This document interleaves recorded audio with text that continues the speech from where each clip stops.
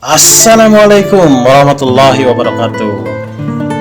Apa kabar hari ini para hadirin dan hadirat? Semoga sehat selalu dan dalam lindungan Allah Subhanahu wa taala. Yap.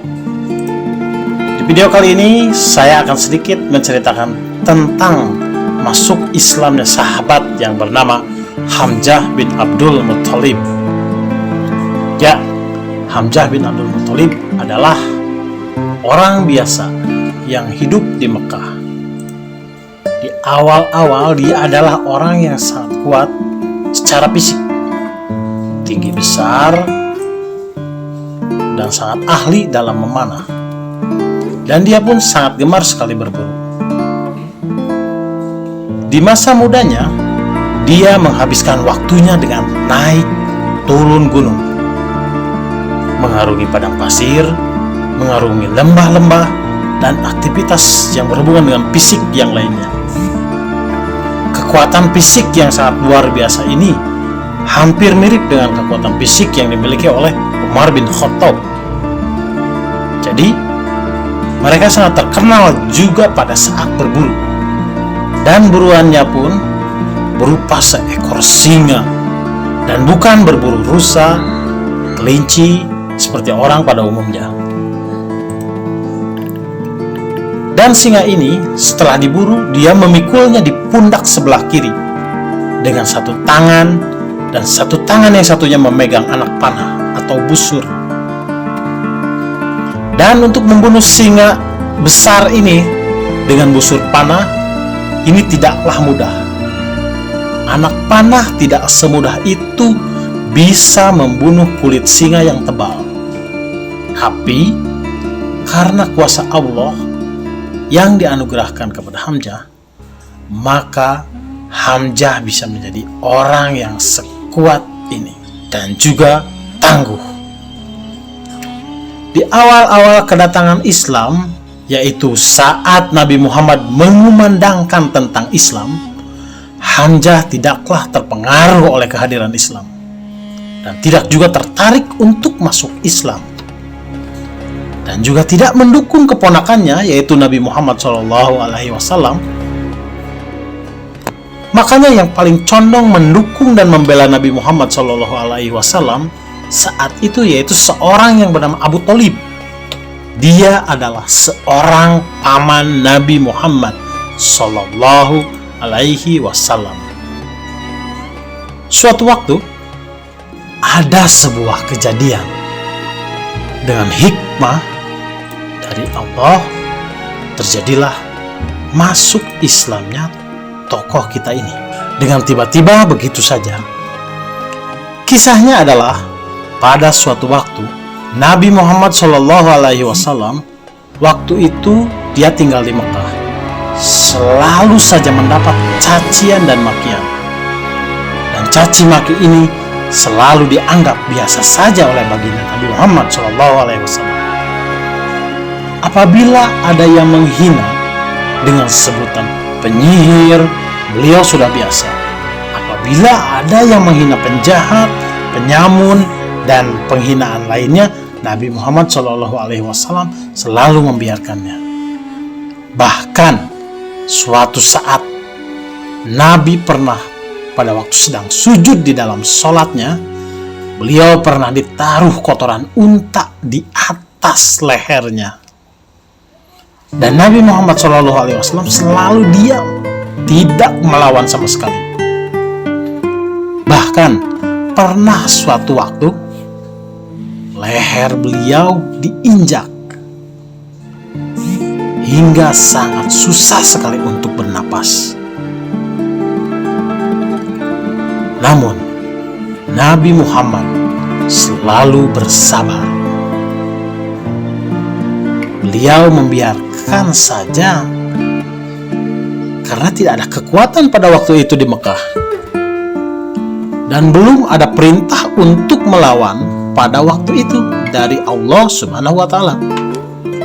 Tetapi pada suatu waktu Abu Jahal melihat Nabi Muhammad SAW sedang tawaf. Dia mengucapkan kata-kata yang sangat menyakitkan. bahkan lebih sakit daripada melukai fisik. Namun, di dalam buku sejarah tidak disebutkan caciannya itu seperti apa. Yang jelas, hampir semua orang yang meriwayatkan tentang kejadian ini menyebutkan bahwa cacian itu sangatlah menyakitkan, bahkan mengalahkan sakitnya siksaan secara fisik. Penghinaannya sangatlah luar biasa sekali, dan tidak ada yang membela seorang pun kepada Nabi Muhammad SAW, walaupun dari suku bangsanya sendiri. Kemudian ada seorang budak wanita, budaknya Abdullah bin Jud'an. Abdullah bin Jud'an ini adalah orang yang sangat terkenal, sangat baik sekali di Mekah. Dan hadis Aisyah mengatakan bahwa Abdullah bin Jud'an ini adalah orang yang sangat baik hatinya di Mekah, sangat santun, suka silaturahmi di Mekah, suka membantu orang susah. Lalu Aisyah bertanya kepada Nabi Muhammad SAW di dalam hadis Bukhari Muslim, Ibnu Jud'an, siapa yang tidak kenal dia di Mekah akan kebaikan-kebaikan yang telah dia berikan? Lalu Aisyah bertanya, apakah bermanfaat amalan yang dia kerjakan? Kata Nabi Muhammad SAW, tidak sama sekali, karena dia belum pernah beriman kepada Allah Subhanahu wa Ta'ala. Dia tidak bersyahadat dan tidak juga masuk Islam.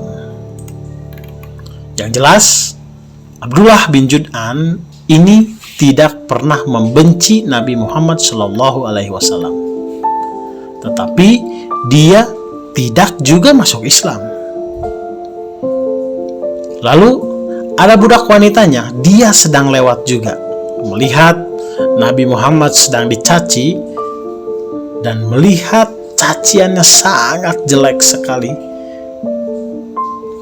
Dan budak itu pun tahu tuannya Abdullah bin Jud'an ini bukanlah orang yang membenci Nabi Muhammad. Maka dia pun berusaha membela dengan berteriak, "Wahai kaum Quraisy, tidakkah kalian mempunyai sopan santun? Kenapa kalian membiarkan ini? Kenapa kalian mencaci maki?" Dan orang Quraisy tidak ada yang peduli sama sekali. Apalagi yang sedang berbicara ini adalah seorang budak wanita. Maka budak ini berlari berkeliling sampai ke pintu gerbang Makkah yang dikenal dengan nama pintu Bani Syaibah. Kemudian begitu dia keluar dari gerbang, dia bertemu dengan Hamzah. Dan Hamzah baru saja pulang dari berburu dengan membawa singa di pundak kirinya dengan dia memegang busur panah. Dan hal semacam ini, yaitu berburu singa sendirian, hanya bisa dilakukan oleh Hamzah dan Umar bin Khattab pada waktu itu. Kalau dua orang ini berburu sendirian, dan dia biasanya tidak ditemani orang lain. Kalau yang lain yang pada umumnya berburu biasanya sibuk mengajak teman-temannya untuk berjaga-jaga. Kalau Hamzah dan Umar tidak seperti itu. Begitu lewat budak itu di depan Hamzah, maka budak itu mengatakan, "Wahai Hamzah, tidakkah kamu mengetahui apa yang diperbuat oleh Abu Hakam, Abu Jahal terhadap keponakanmu?" Hamzah berkata, "Apa yang dia lakukan?" Kata budak itu, "Dia telah mencaci maki sangat keras sekali dan caciannya sangat buruk sekali." Lalu Hamzah berkata, "Apakah tidak ada yang membelanya seorang pun?" Kata budak tersebut, "Tidak ada sama sekali." Maka Hamzah tidak menunggu lama pada waktu itu. Sambil membawa singa buruannya dan busurnya, dia menghadap kepada Abu Jahal di dekat Ka'bah. Tidak banyak ngomong, singa buruannya disimpan di sampingnya. Kepala Abu Jahal dihantamnya dengan busur. Abu Jahal pun berdarah dan luka. Padahal Abu Jahal pada waktu itu dianggap sebagai sesepuh atau rajanya orang Quraisy. Maka orang-orang di sekitar Abu Jahal pun siap untuk membela. Dan Hamzah berkata, ayo silakan maju semua kemari. Abu Jahal pun terdiam. Hamzah siap untuk membela keponakannya. Lalu Hamzah mengatakan kepada Abu Jahal, wahai Abu Hakam, berani sekali kamu mencaci maki keponakanku, sementara aku sudah ada bersama agamanya. Padahal Hamzah waktu itu belum sama sekali masuk Islam.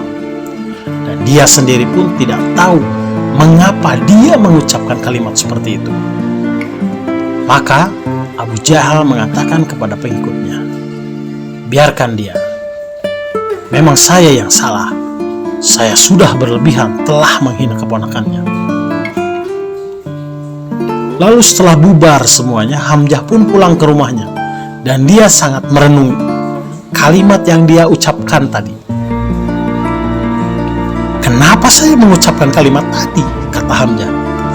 Apakah besok saya harus mengatakan kepada kaum Quraisy bahwa saya bukanlah seorang Islam dan bukan pengikut agamanya Muhammad? Dan kalau dilakukan seperti ini adalah sebuah hal yang aib bagi Hamzah, karena pantang sekali sudah diucapkan lalu menarik kembali ucapannya. Itu tidak mungkin. Tetapi kalau saya tidak perbaiki ucapan saya bukanlah seorang muslim, bukan penganut agamanya Muhammad. Hamzah bingung pada saat itu.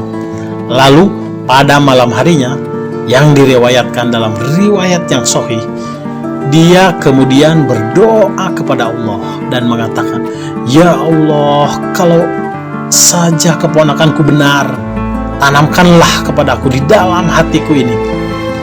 Dan kalau seandainya tidak benar, maka hilangkanlah. Tetapi berikanlah saya solusi dengan kaum Quraisy. Maka Hamzah berkata kepada keesokan harinya, pada saat dia bangun, dia merasa dekat sekali. Perasaannya terasa tenang. Dan dia merasa nyaman dengan agama Islam. Maka Hamzah pun datang kepada Nabi Muhammad SAW dan mengucapkan kalimat syahadat, asyhadu an la ilaha illallah, asyhadu anna Muhammadan abduhu wa rasuluh. Dan ini adalah rahasia dan cerita masuk Islamnya Hamzah radhiyallahu anhu. Semoga bermanfaat. Assalamualaikum warahmatullahi wabarakatuh.